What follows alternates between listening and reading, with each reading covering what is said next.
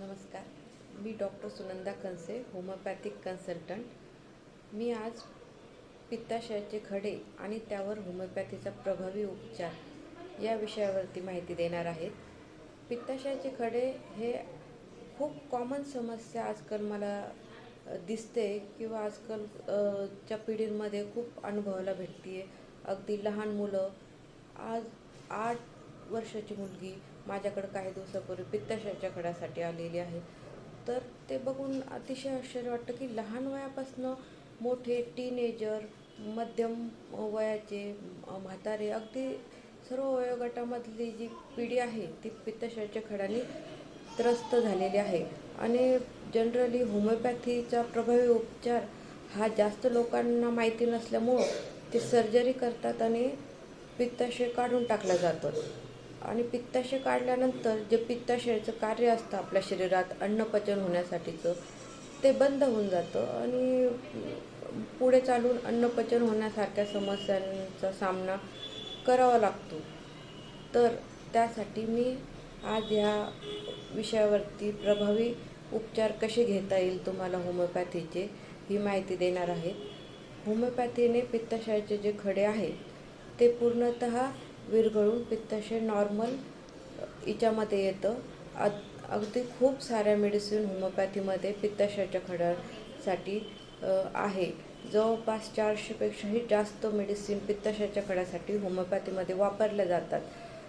तर हे पित्ताशयाचे खडे का तयार होतात? आजची मॉडर्न लाईफस्टाईल झालं, त्यानंतर व्यायामाचा अभाव, आजची तरुण पिढी त्यांचं फास्ट फूड खाणं, खूप हेवी फॅटी फूड खाणं, ह्या सगळ्या गोष्टींचा दुष्परिणाम म्हणजे पित्ताशयाचे खडे.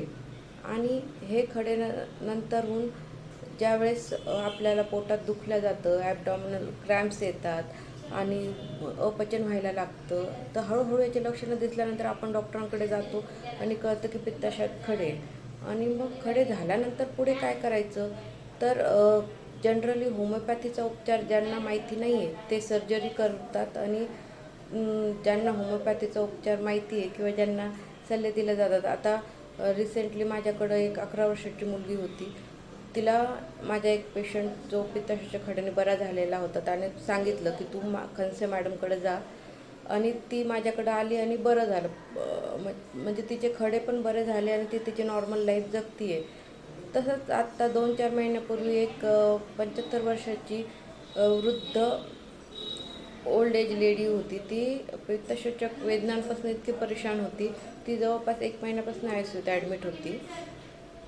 आणि माझा एक पेशंट आहे, त्याच्या वाईफचे पित्ताशयाचे खडे बरे झालेले होते. त्याला ज्यावेळेस कळलं हे, तर त्या माझ्याकडं आला आणि त्याने मला तिचे रिपोर्ट वगैरे सगळे दाखवले. ती जालन्यात होती आणि मॅडम आपण करू शकतो का? तर म्हणलं हो. आपण व्हिडिओ कॉलवर तिची केस घेतली, सगळे रिपोर्ट बघितले, त्या रिलेटिव्ह थ्रू तिला मेडिसिन दिली आणि दुसऱ्याच दिवशी ती लेडीज तिच्या वेदना थांबल्या औषध दिल्यानंतर आणि तिने ICUमधनं डिस्चार्ज होऊन डायरेक्ट घरी गेली.